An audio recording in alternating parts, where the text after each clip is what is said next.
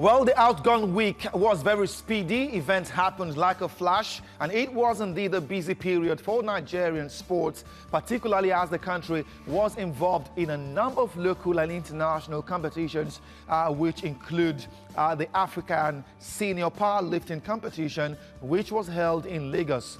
On the program today, we shall be taking another cruise around the world of sport in 30 minutes. Welcome. This is Sport Week with me, Promise Efoghe. On the show, Nigeria's Flying Eagles face the rest of the continent in the African Under-20 Championship in the Niger Republic. That's on Top Story. And Hyde's licking his chops. He fell down.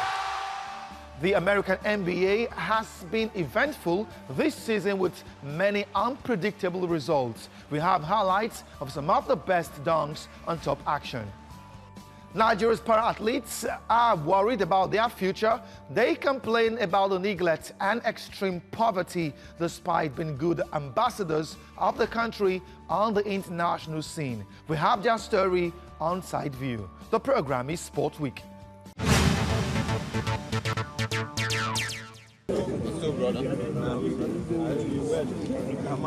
After naming his final squad for the African Under-20 Championship, work continues for Flying Eagles coach Paul Igbogon. The 21-man squad list excludes some notable names, but the manager has since defended this choice of players. The team has been camping in Abuja preparatory to the African tournament, and Igbogon says every player who's been in camp has benefited from his coaching methodology and has since improved. We've been together for maybe like a couple of weeks now, and we're trying to impact quite a lot of things on the players. Some of them new, some of them who have been with us before, who understand what we want, and I think they're responding quite well to the technical crew. The Flying Eagles were scheduled to play Saudi Arabia in an international friendly this week, but that fixture has been cancelled. Football authorities say the team will continue their preparation in Nigeria. Coach Igbogon seems unperturbed with the lack of warm-up matches. Instead, he has his concentration on his players. He told TVC News that every player that made the final cut has been working extra hard. No, I think it's a collective effort, you know, and all of them are doing well at the moment. I suppose by the time we go into playing the game in the tournament, maybe they will stand out individually, I don't know, but for now it's just a collective effort. The Nigerian team will next Tuesday depart Abuja for Niamey, Niger Republic, venue of the African Under-20 Championship, which kicks off on February 2nd. Igbogon is confident his team, which recently finished second at the West African tournament, can rule Africa again. One thing I can say is that they will give you 100% in the tournament. Nigeria has 7 champions of the African Under-20 Championship and will play in Group A of the competition against host Niger, South Africa and Burundi. The Africa Under-20 Championship begins this weekend in Niamey, Niger Republic. The 8th-team tournament is also serving as Africa's qualifier for the FIFA Under-20 World Cup. Nigeria's Flying Eagles have a tough hurdle to scale in the group. They are, of course, up against the host nation Niger, South Africa and Burundi in Group A. Playing against the home team will always be a tough test for any country, and of course South Africa won't be an easy opponent. Super Eagles manager Gernot Rohr paid the Flying Eagles a visit in Abuja just before the team traveled to Niger. He told them about the need to be worthy ambassadors of the country at the tournament and mentioned his intentions to monitor the team at the championship and select the best players among them for Super Eagles duty. That indeed is a big motivation for the Flying Eagles players who all have intentions to play beyond age-grade competitions. Now joining me on the program is Super Eagles coach Gernot Rohr. Thanks for your time on the show. I must commend your decision to visit and of course encourage the Flying Eagles just before they left the shores of Nigeria.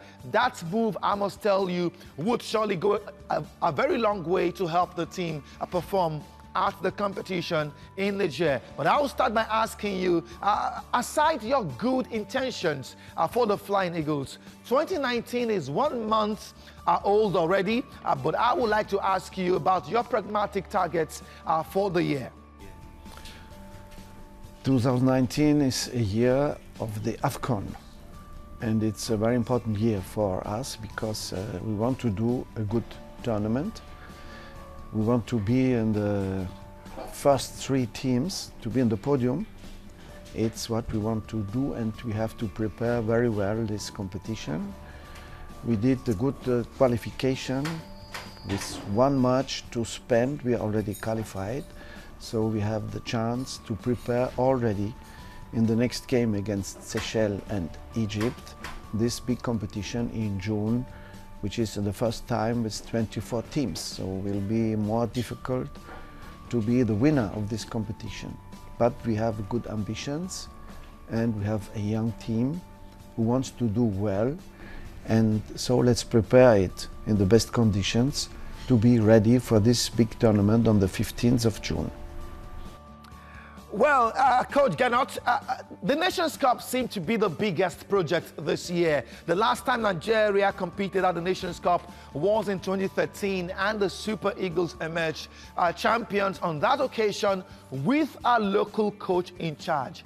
Does this put you under any pressure as an expatriate? No, because it's already good to be qualified, because for the 2 last AFCON, Nigeria was not qualified. They went to the World Cup, but they were eliminated for the AFCON. And now we are already qualified, so there's no pressure.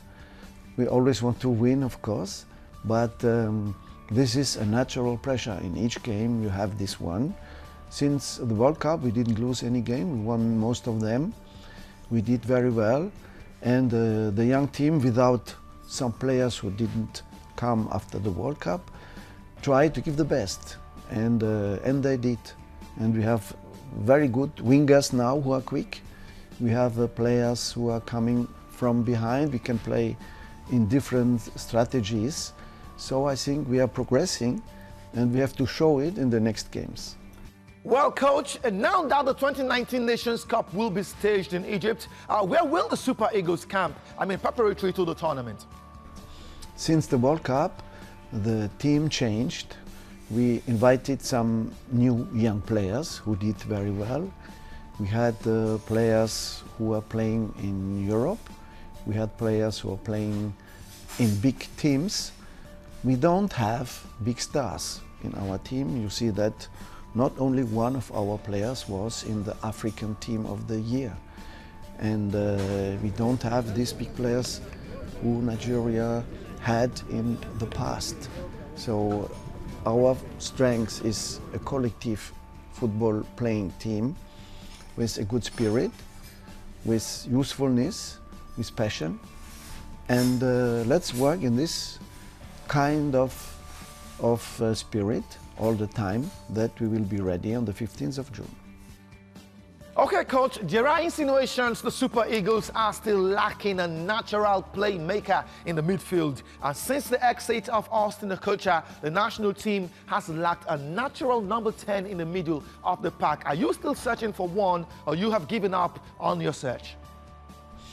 Yes, I'm not worried about it, because we have a lot of players who can be natural playmakers. You know, we have players like Etebo, who can be a playmaker, can be also a good defensive midfielder. We have now Alex Iwobi, who played in this position, who did very well in Johannesburg. We have Amit Musa, who is coming in from the left side and can give good balls and score himself. You know that this position of number 10 in modern football, it's not necessary all the time to have this position. Everybody must be able to make the play, to be a playmaker. Even the defensive midfielders or even the defenders have to give good balls and to construct the game. So I'm not worried, but we have it. Perhaps our captain, Obi Mikel, if he's fit again, will try to come back in this position. We will see. We have to watch what they're doing in the clubs, and then we can take our decisions. Well, Coach, that takes me to my next, or perhaps my final question. I want to talk about Kalu Uche, a young player whose stock keeps rising in France, where he plays for a club, Bordeaux. In fact, he was recently named in the French League Team of the Week. What are your thoughts about him as a man who's coached in the French League before? Yes, I watched him several times in Bordeaux, and I see his development is very good. He had a good adaptation in this new team, and Samuel Kalu is now in my team a player who can make the difference. He can play on different positions also. He can play like a winger offensively in 4-3-3 or 4-2-3-1. He can play in a 3-5-2 like we did in Johannesburg, and he can play also like a fullback offensively. We had the injury of Tyrone, who could not come since the World Cup, so he's able to play in this position, which is very interesting. Also on the other side we have now with Jamilou Collins, a left foot, who can play in this position. Some players retired like Elderson or other one who did not come, so we had to find other solutions, and we found them. We have a good scouting team. We are watching a lot of games, and with my staff we are all the time aware if there's somebody better we can invite. Well, Super Eagles coach Gernot Rohr, many thanks for speaking with me on the program today. Thank you. Well, there are talks that the exit of LeBron James from the Cleveland Cavaliers is a major reason the team has been a shadow of themselves in the NBA regular season.